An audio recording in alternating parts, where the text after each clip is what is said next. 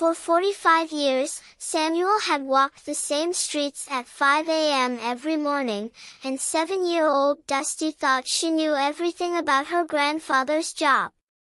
But during his final week as a street sweeper, she discovered that Samuel wasn't just cleaning sidewalks, he was checking on elderly neighbors, helping lost pets find their way home, and serving as the unofficial guardian of everyone who lived on his route. Dusty was about to learn that heroes don't always wear capes, sometimes they wear reflective vests and carry brooms.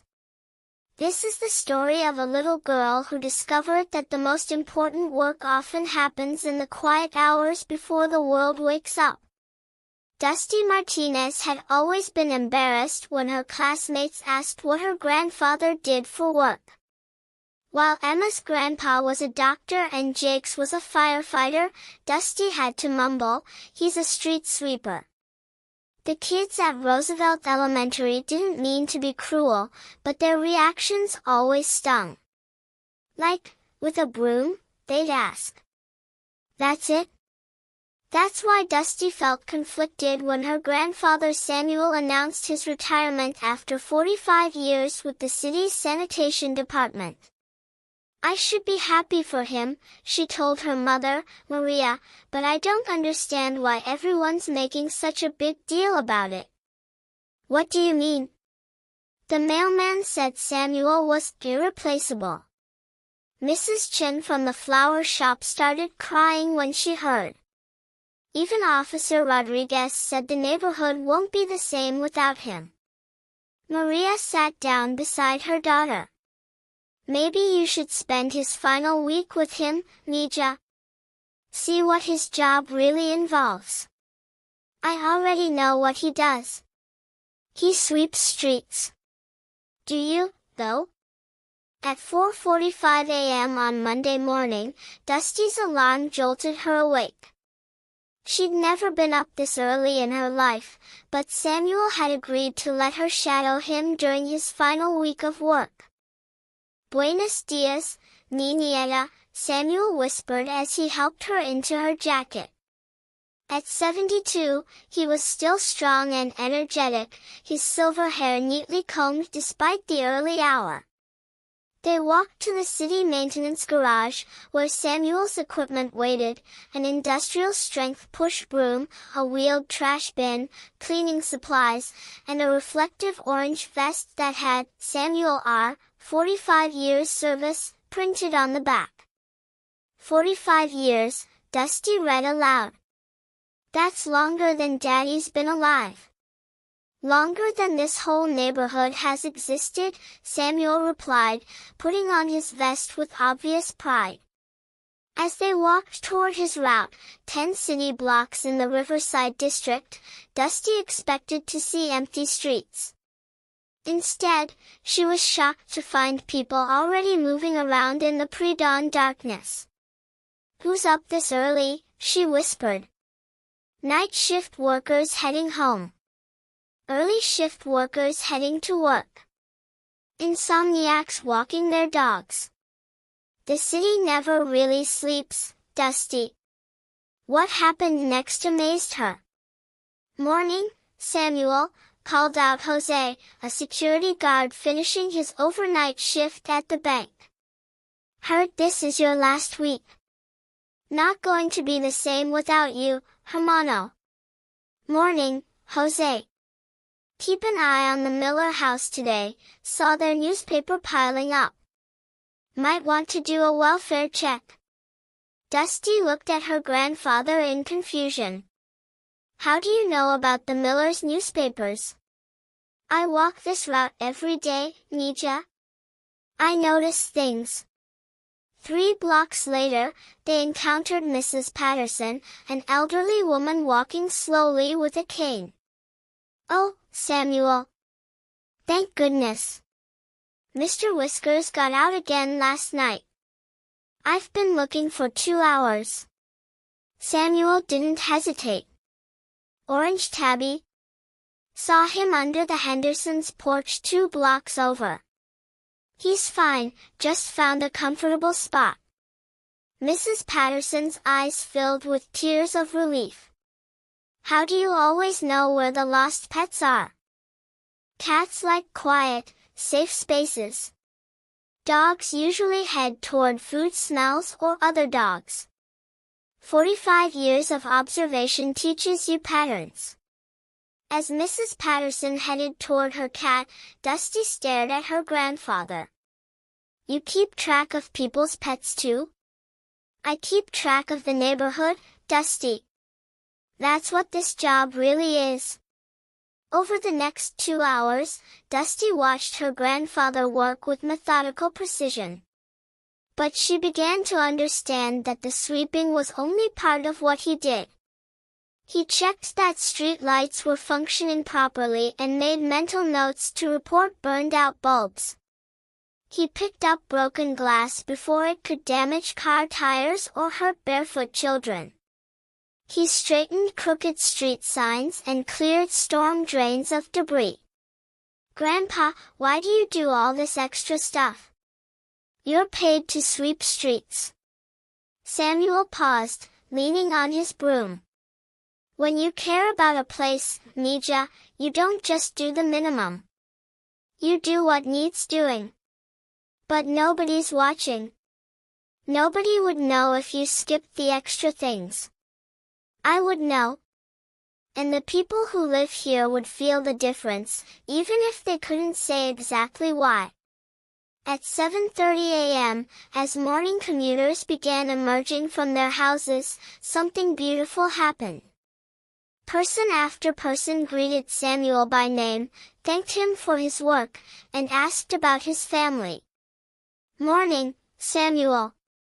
How's your granddaughter doing in school? Samuel. My wife wanted me to give you this. A small bag of homemade cookies. Hey Samuel, heard about your retirement. The whole block's going to miss you. Dusty had never seen her grandfather as a celebrity before, but that's clearly what he was in this neighborhood. On Tuesday, Dusty witnessed something that completely changed her perspective on her grandfather's work. As they approached the playground area, Samuel's demeanor shifted. He walked more carefully, scanning the ground with extra attention. What are you looking for? Anything dangerous? Broken bottles, sharp metal, needles. Children play here. Samuel found and removed 3 pieces of broken glass, a rusty bottle cap, and a small plastic bag that might have contained something harmful. Do you do this every day? Every single day. Before the children arrive for school, before parents bring toddlers to play. I make sure this place is safe. Has anything bad ever happened? Samuel was quiet for a moment. In 1987, I found a broken swing chain that would have seriously injured someone. In 1995, I discovered a damaged slide that could have caused a child to fall. In 2003, I spotted a loose fence board that created a dangerous gap. Did you fix all those things? I reported them immediately and stayed until maintenance arrived. Children's safety can't wait for normal business hours. Dusty looked at the playground with new eyes. Every morning for 45 years, her grandfather had been the first line of defense for the children who played here. How many kids do you think you've kept safe? I don't count things like that, Mija. I just do the work. Wednesday brought unexpected challenges. A water main had burst during the night, flooding 2 blocks of Samuel's route with muddy water and debris. Instead of calling in sick or requesting different duties, Samuel called for backup equipment and worked twice as hard to clear the mess before morning traffic. This is way beyond street sweeping, Dusty observed, watching her grandfather coordinate with city workers, direct traffic around the flooding, and help stranded motorists. When something affects your neighborhood, you step up.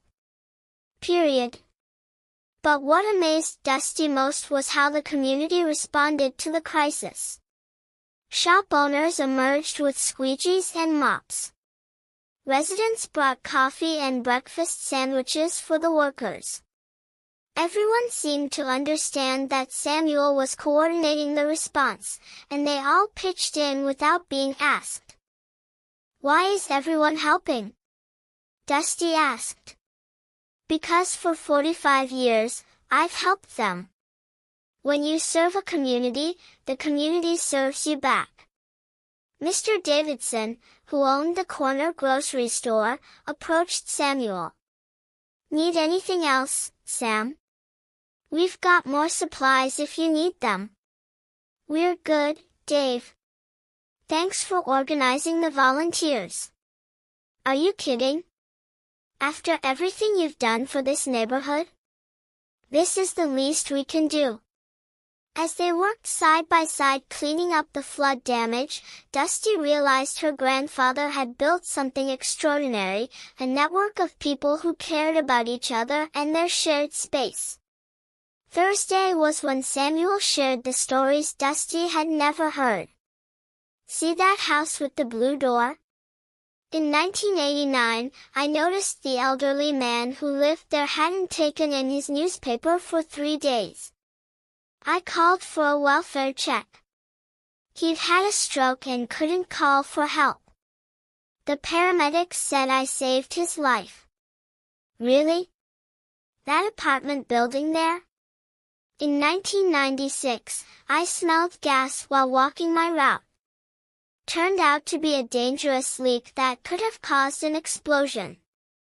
The gas company said my early detection prevented a potential disaster." "And that corner?" 2008, I found a wallet with $800 cash and tracked down the owner, a single mother who lost her rent money. She cried when I returned it. Block by block, Samuel revealed a 45-year history of small acts that had made enormous differences in people's lives. "Why don't you ever tell these stories?" "Because they're not about me, Dusty. They're about paying attention and caring enough to act when something's wrong."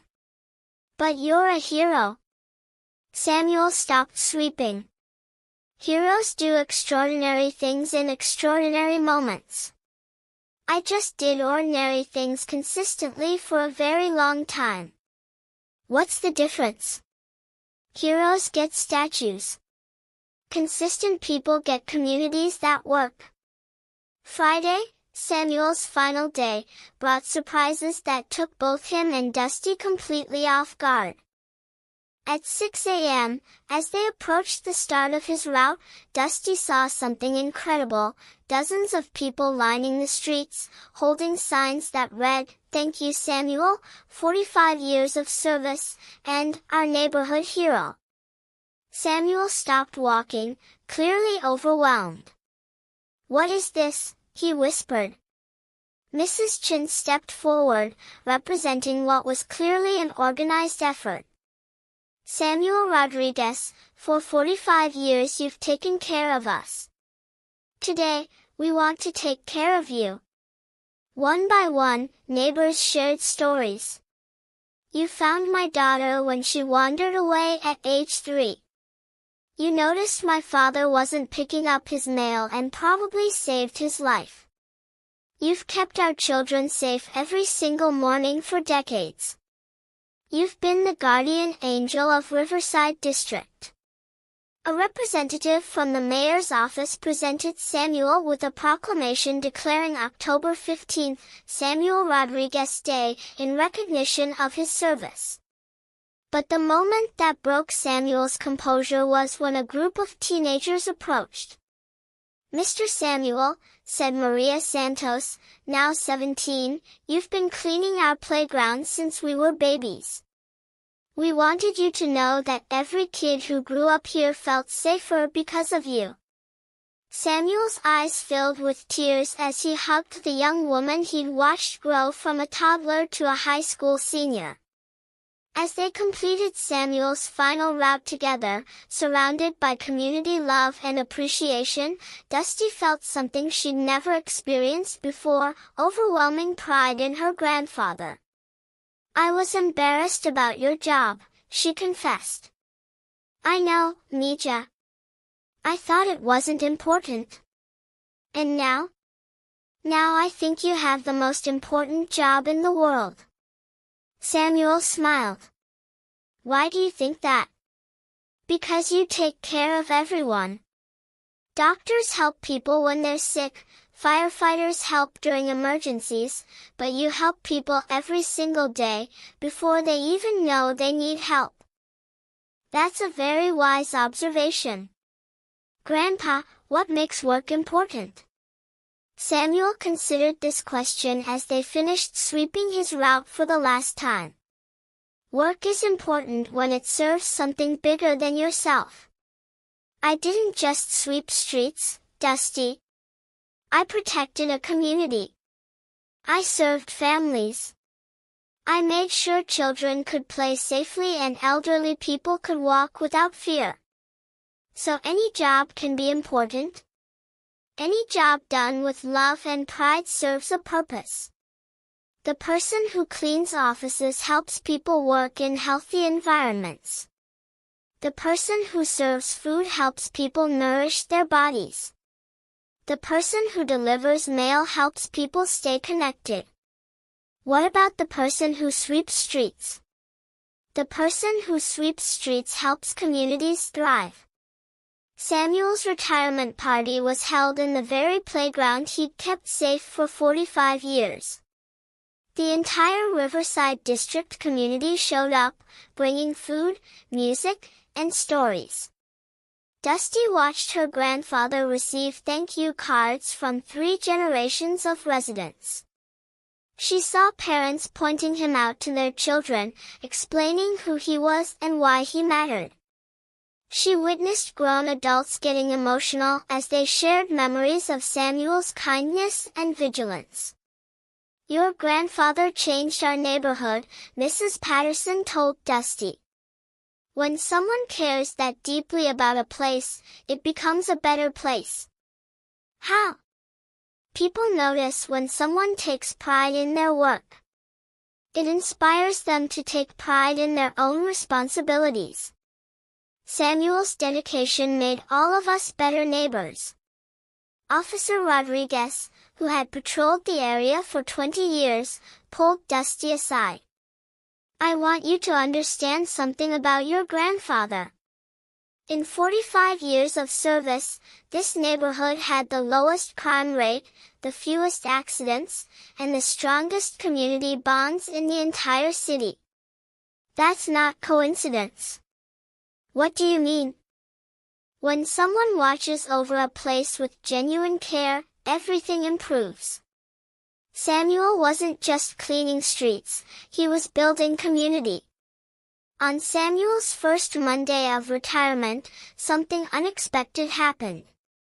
Dusty woke up at 5 a.m. without an alarm. "Where are you going, Mija?" her mother asked. "To walk Grandpa's route. Someone should check on the neighborhood." Samuel, who was also awake early out of habit, smiled when he saw Dusty getting dressed. "Want company?" Together, they walked the 10 blocks of Riverside District. Samuel pointed out things to watch for, taught Dusty how to spot potential problems, and introduced her to the early morning community members. "I can't do all the things you did," Dusty said. "You can do what you're able to do. And when you're older and stronger, you can do more. Will people remember what you did here?" Samuel gestured toward children playing safely in the playground, toward elderly residents walking confidently on clean sidewalks, toward a community that functioned smoothly because someone had cared for it consistently. "They don't need to remember me, Dusty. They just need to remember that communities work when people care about them." When school started the following Monday, everything was different for Dusty. "What does your grandfather do?" asked new student Tommy during lunch. For the first time in her life, Dusty answered with complete pride, "He's a community guardian. He spent 45 years making sure our neighborhood was safe, clean, and beautiful." "What's a community guardian?" "Someone who takes care of everyone, even when they don't know they need taking care of." Dusty's teacher, Mrs. Lopez, overheard the conversation. "That sounds like very important work." "It is," Dusty said confidently. "He's a hero." That afternoon, Dusty asked her teacher if she could give a presentation about Samuel's work. The following Friday, she stood in front of her class with photos from the retirement celebration and stories about her grandfather's service. "My grandpa taught me that there's no such thing as unimportant work," she concluded. "There's only work done with love or work done without love. And when you do any job with love, you make the world better." The presentation was so moving that Mrs. Lopez invited Samuel to speak to the class about community service and taking pride in your work. 6 months later, Dusty started a Community Helpers Club at school. Students adopted small sections of their neighborhoods, picking up litter, reporting safety hazards, and checking on elderly neighbors. "Where did you get this idea?" the principal asked. "From my grandfather. He taught me that communities are like gardens, they grow beautiful when people take care of them." Samuel, now serving as an unofficial advisor to the club, watched with pride as children throughout the district learned to notice problems and take action to solve them. "You've started something important," he told Dusty. "I learned from the best teacher." "What did you learn?" "That serving others makes you proud of yourself. That noticing problems means you can fix them. And that taking care of your community is like taking care of your family." Samuel nodded approvingly. "And what else?" "That heroes don't always have exciting jobs or fancy uniforms. Sometimes heroes have brooms and reflective vests and get up at 5 in the morning to make sure everyone else is safe." Today, Samuel is 73 and enjoying retirement, but he still walks through Riverside District every morning, not to work, but to visit friends and check on his beloved community. Dusty, now 8, has become known throughout the neighborhood as Samuel's granddaughter, a title she wears with enormous pride. The street sweeper who replaced Samuel is competent, but residents often comment that it's different now. The community bonds Samuel helped create remain strong, but everyone understands that they witnessed something special during his 45-year tenure. "Do you miss working?" Dusty asks during one of their morning walks. "I miss the routine," Samuel admits. "But I don't miss the work itself. The work continues." "How?" Samuel points to a group of teenagers picking up litter in the park, to Mrs. Chin watering the flower beds by the bus stop, to Mr. Davidson sweeping the sidewalk in front of his store. When you model care and pride, others learn to care and take pride. The work spreads, Dusty. It multiplies. So you're still making the neighborhood better? We all are. That's how communities really work, everyone doing their part. Every morning at 5 a.m., as the Riverside District awakens to another safe, clean day, Samuel's legacy echoes in the sound of brooms on sidewalks, in the eyes of neighbors who notice and care about each other, and in the heart of a little girl who learned that heroism isn't about what job you have, it's about how much love you bring to the work you do.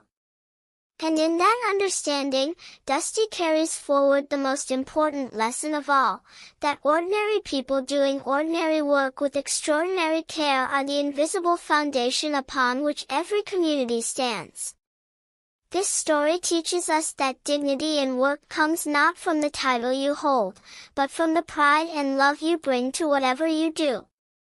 Samuel's journey shows that the most important service often happens quietly, consistently, and without recognition, yet creates ripples that strengthen entire communities. Dusty's transformation reminds us that when we truly understand the value of all honest work, we develop respect not just for what people do, but for the heart they bring to doing it. Because in the end, communities thrive not because of grand gestures or famous leaders, but because of people like Samuel who show up every day, care deeply, and serve faithfully, proving that heroism is most often found in the consistent, loving actions of ordinary people doing extraordinary good.